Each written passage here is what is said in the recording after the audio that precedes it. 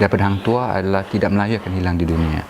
And I think that is a very, very, very good advice in a way, because it makes us say that we can do it, we can't just lepak or relax one corner and expect things to happen.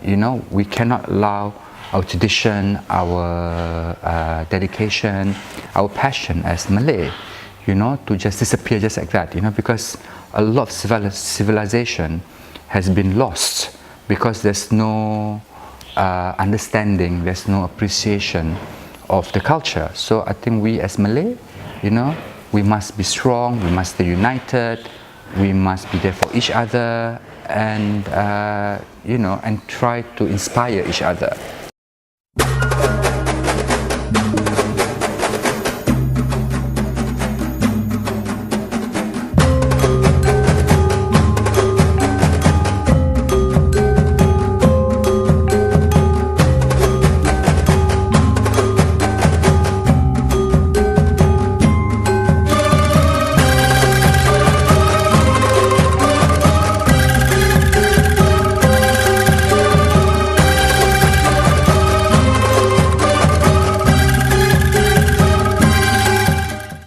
Actually, I'm a Malay, of course, very important for me because, I'm born a Malay and I believe in the Malay tradition and culture, because it's very important for us to respect the culture that, we have been, born into.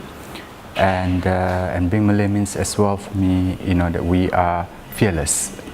And it's very important because, even when you look at the old history, like the history of like Hang Tuah and everybody else, there's a lot of very strong Malay strength, and I think it's very important that we keep up with the whole history, the tradition, because even though I live in London for a very long time, I never forget, where I come from. It's very important for me to maintain my Melayuness. My motto in life is always to excel at everything that I do. It's very important because I feel that you always have to have the desire and the focus. And where I come, because I live in London for a very long time, and I show London Fashion Week, whereby there's a lot of competition from all the big brands, like Stella McCartney, Alexander McQueen. So I must still have that energy, that difference, that voice that makes my work special, and which is basically, like I marry the East and the West together, and that has to do something a lot with my culture as well, because culturally, I'm very grateful, to be able to put together, my thoughts and my idea, my creativeness, and keep, being who I am today. Sorry, alamak. Okay, I left Singapore, I think in 1996, if I'm not mistaken, December 1996. I went traveling for a while, and then decided that I always want to go and study fashion, and it was part of my passion, and of course initially, in Singapore, at that time, parents are not very supportive of their parents studying arts, in the art scenes, because they say that you will not be able to feed yourself, and it's kind of sad at that time. But then I feel that it's what I want to do, it's what I want to pursue. So I don't really want to think about like the negativity. I always think as a positive in life. And then I pack my bag and I just say, I'm just going to travel for a while. And actually, I applied for Singapore Airline work, applied to become a steward for Singapore Airline. So while waiting for the result to come out, I decided to travel, impatient, And then what happened? Oh yeah, and then I was traveling for about a year, and then in September 1997, I told myself that I'm going to try to present my portfolio, of work to the prestigious school in London called Sanderson Martin. It's not the best school, where John Galliano, McQueen, Stella McCartney, Vivienne Westwood all graduated from. So me being a very small boy who hasn't got a clue of like, you're supposed to, they have this thing called the entry system, whereby you're supposed to apply in the summer and then in the winter or in the spring, in the autumns when you go to school. So I thought, you know what, I'm just going to try my luck, and I'm just going to go. And then what else happened? Oh yeah, then the first day of school, I was told by the dean to come, to show my portfolio, because obviously I was very late. So I said, listen, it's no problem, I just want to show you my portfolio, so at least if you think, where is my weakness, so when I apply next year, I can, have a better chance. So the dean says to me, okay, come, no problem. And so I went in September, middle of September, I remember, on the first day of school, and the dean saw my work and says to me, okay, now go to class. I got accepted so fast, so easy, So I think there was a bit of luck, firstly. And also I believe that my mom prayed for me a lot, Doa seorang ibu kan very important. And I guess because of that, it's just like the first day in school, it was very weird because, I was like, okay, I just come here, I told it's all closed, so how come, I managed to get a place, but I thought, never mind, just do the best that you can. And then after that, I went to study at London College of Fashion. I did 1 year at St. Martin, and then I did another year at London College of Fashion to learn how to draft a pattern, to learn how to do things historical like corsetry and everything else, which is very important. Because what I find is that a lot of designers, they know how to draw, but when it comes to drafting, and when it comes to sewing, and when it comes to putting things together, they don't know how to do it. And I think to be a master, or to be a designer, you need to learn how to draft the pattern, you need to learn how to do the construction from the inside. It doesn't have to look good on just the outside, but the inside has to look as good as well. So that's what I learned from London College of Fashion, because it's all about technical.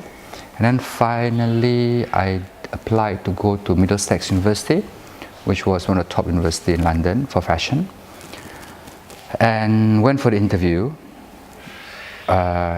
through ACAS, which is like a streaming process.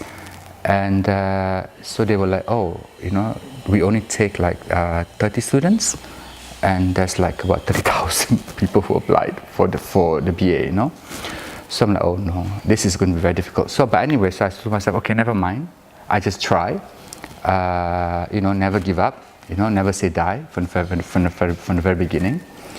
And I just went for the interview. Saw the dean. There was like three, a bit like Singapore Idol. We've got 3 different judges, and they were like, okay, so tell me about yourself. That was the first question. Explain my portfolio and everything else. And they said to me, okay, we will let you know, but we would recommend you to have a second choice just in case we are full, because you only take 30 students. Yeah, sure, no problem, kind of thing. And at least I give my best, I try my best.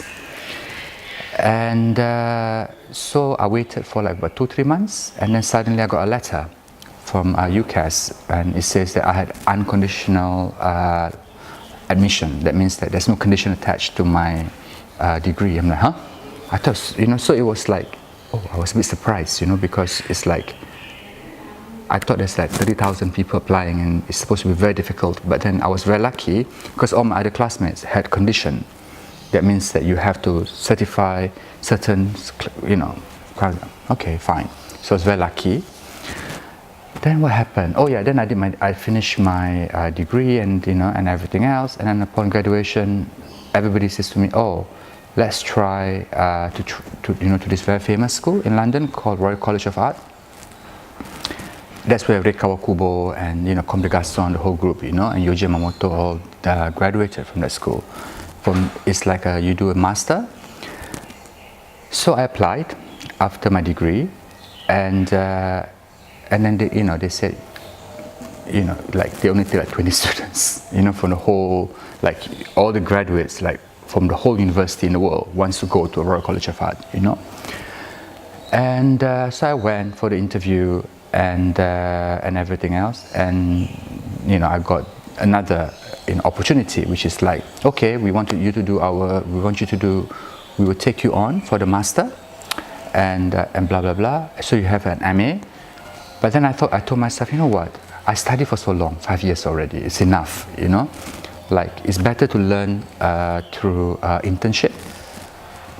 So one of my first internship that I did was with the late Alexander McQueen, and because you learn, like what you learn in school is very different from what you learn on the job, and it's very important because what you learn in school is only skills that your tutor will teach you or your teacher will tell you. But when you go out and do internship, which I think is very, very important, is that you learn skills. You learn how a studio is run. You learn about the teamwork. You learn about the communication with each other. You learn so many things. And after the internship, and I asked myself, do I want to go to Royal College of Art, or do I continue on to make my own brand, my own label? So I told myself, you know what, you just have to try. Just give it a shot. So in 2000, I set up my label, which is Ashley Isham, in London, and I had a very small team, and my first show was actually in my studio, and everything was all makeshift, but it was greatly well received, and then the following year I went to British Fashion Council, and then I've been showing London Fashion Week ever since. So my journey has been, a lot of people say to me, oh my God, you're so lucky. But I don't believe in just being lucky. I believe that you create your own luck. And if you just wait for your luck will never come, right? But then if you try to strive for perfection, like even though I've been, in this, I've done, now it's what, 2018? So I've done 18 years of shows. It's like 36 collection. And I've shown in Aspect Singapore season in China, in Shanghai and Beijing.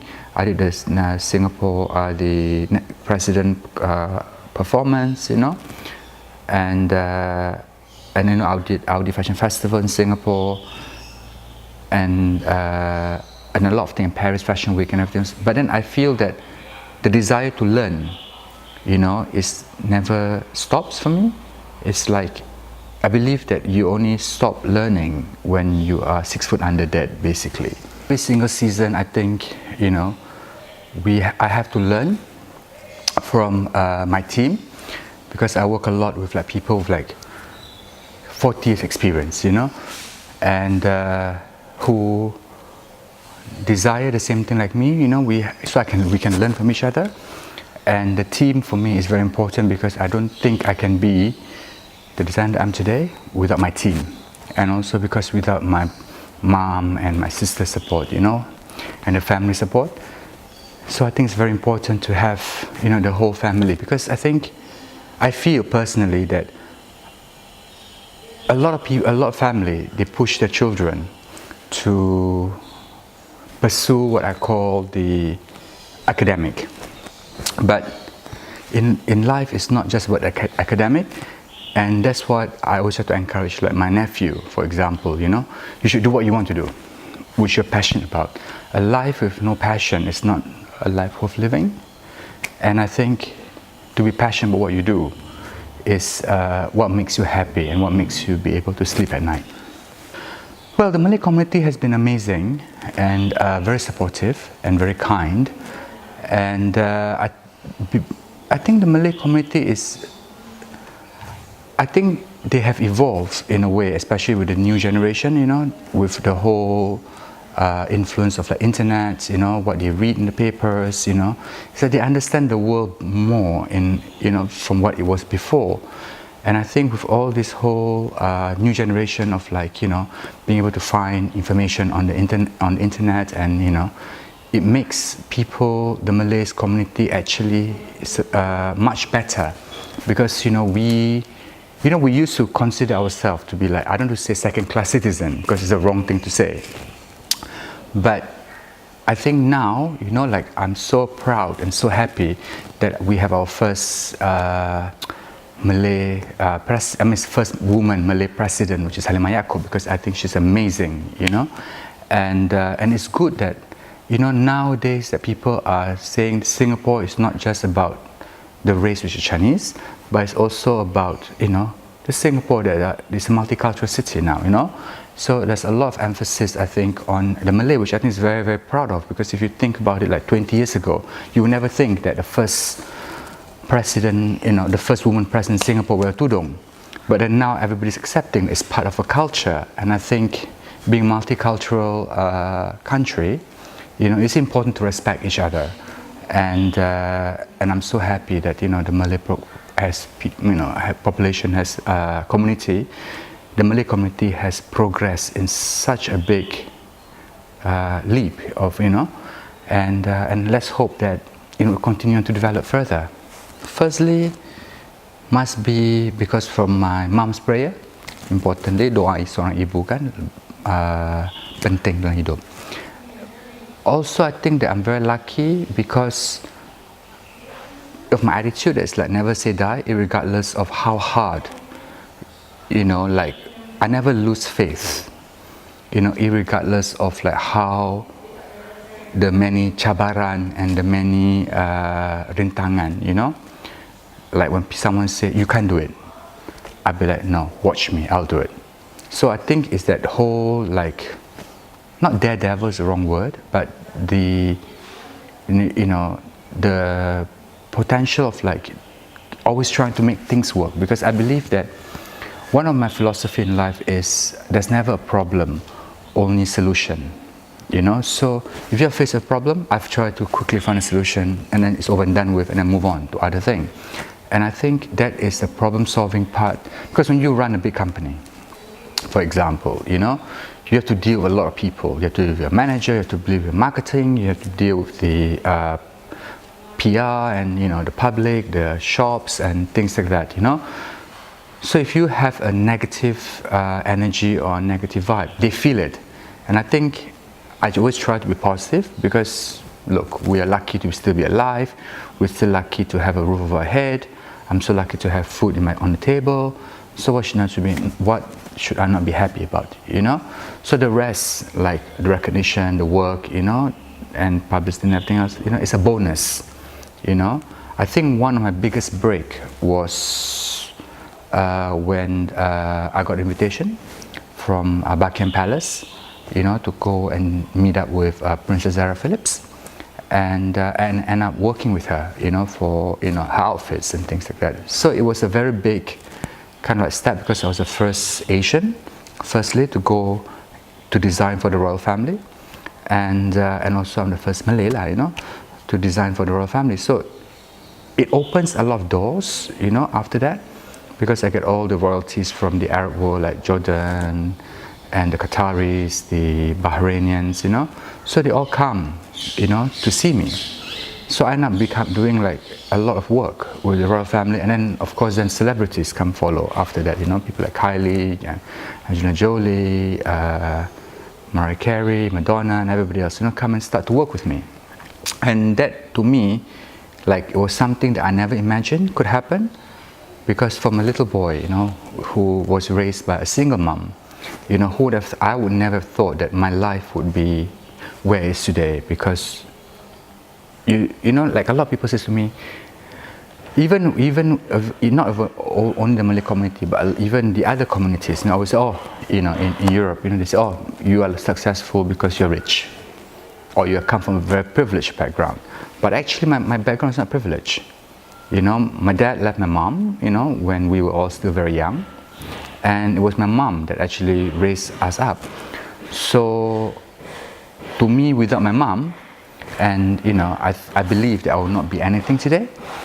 And because what I've managed to be where I'm today is, you know, it's like through hard work, through dedication, you know, not just depending on luck, and not just, you know, hoping for the sky to fall, you know, and then just rest on my laurel. You know, I think it's the persistence, the positive vibe, the hard work, the focus, you know, makes my journey so far very fulfilling. First of all, when I received the phone call, I was honestly very honored, and very surprised that to receive such an honourable, honor to be part of the Wira-wira Melayu for 2018, and I was a bit shocked lah, because I'm like, a bit weird, but then I'm like, you know what? I think it's good, because it's what I find amazing is that the arts, for example, or has been considered. Because I think not a lot of people would think, oh, Wira Melayu must be businessman, must be, certain category of people, But then I'm very grateful because obviously, I don't fall into the whole category of academics and things like that, But I'm very grateful that the arts is being considered by, the Malay community as a very important aspect of life. And to that I'm very deeply honored. Okay, I would say that I would dedicate this award to my mom, actually my family, My mom has been very important in my life, even I remember when during Fashion Week, and she came and my sister came and they were helping me, to sew until like 2-3 o'clock in the morning. It was so exhausting, that was the beginning part of my work, And so, of course, it's very important for me. It's not about what I achieve personally, but I think it's more like, the mothers of the world, and the mothers that encourages their children to aspire to do better and greater things. And without, a good mother or a good family to support you from the, behind you, it's very important. It's difficult, to be able to move further up. Like I speak to my mom once a week for like 5-6 hours on the phone from London, And we have a time on Sunday, and this is our time. It's a family time for the past 20 years, So it's, to me, family is very important. And that's why I dedicate it to my mom, my sister's been wonderful to me, and of course, to my little nephew. So hopefully I can inspire him to be the new generation of Wira-wira Melayu. My advice would be to never say die, firstly. We have to, macam perkataan, salah satu pepatah Melayu adalah, daripada hang tua adalah tidak Melayu akan hilang di dunia. And I think that is a very, very, very good advice in a way, because it makes us say that we can do it, We can't just, lepak or relax one corner and expect things to happen, We cannot allow our tradition, our dedication, our passion as Malay, to just disappear just like that, because a lot of civilization has been lost because there's no understanding, there's no appreciation of the culture. So I think we as Malay, we must be strong, we must stay united, we must be there for each other, and and try to inspire each other. I think that's very important, and not to be selfish, of course. I think firstly is to keep a very open, broad mind, because sometimes I think in the past I feel that Malay tend to be too traditional. They see things in a very different way, but then now today the new generation, that are more aware, through traveling, through reading, and through the internet, through what is social medias and everything else, it gives them a very different point of view. Suddenly the Malay become more international and more well-read, and I think that's a very positive growth and positive development. And suddenly, when you look, before, there's not, our most prominent Malay before was our president, Yusof Ishak. But there's not many. After that, there was not many very prominent Malays. Because we think that we have to be in the background almost. But then now, I feel that with the new generation and the appreciation of the mentality has changed. So now you see, there's so many one of the people that I have a lot of respect for, which is nominated for the Wira is Som Syed, So even with her, she tried to express herself, and I feel that it's wonderful that how we as Malays has evolved, and we can only get better. My wish for the Malay community is to support each other and to be able to inspire each other to do better, and so we as a community can further develop and further grow to be a much stronger community, because at the end of the day, we should be proud of our heritage, we should be proud of who we are. We are Malay, we are strong, and and united we stand, and there should be like, in a way, helping each other out, instead of just being selfish and just think, oh, it's all about me, it's about the community spirit as well.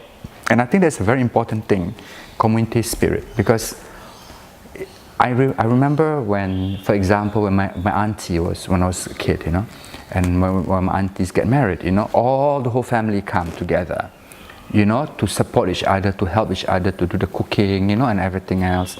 So I think that there is a very strong kindred spirit within the Malay community, and it's a spirit that I think is important, because bersatu kita teguh, bercerai kita roboh kan. So it's important that we try to support each other, we try to inspire each other, and try to give as much positive vibe as we can, to each other. And irregardless of like age or culture, whatever, it's togetherness, is what makes us as a community much stronger. I'm very grateful that there is such an award has been thought about for this year, because it's raising the awareness of like what the Malays community have achieved, and it's highlighting all the amazing people, that hopefully one day, will shape, or give inspiration, to the younger generation. Because what's more important, the way I see, is the new generation, to give them hope, to give them encouragement, to give them a sense of pride, so as to be a Malay, so that we don't lose our tradition and our culture. And I think that's very important. What I wouldn't like to see is, for us, because when you look at the Roman and you look at some of the civilization, the past civilization, they disappear because there's no unity. So hopefully, the Malay community will stick together, and and as a community we can even go stronger and stronger.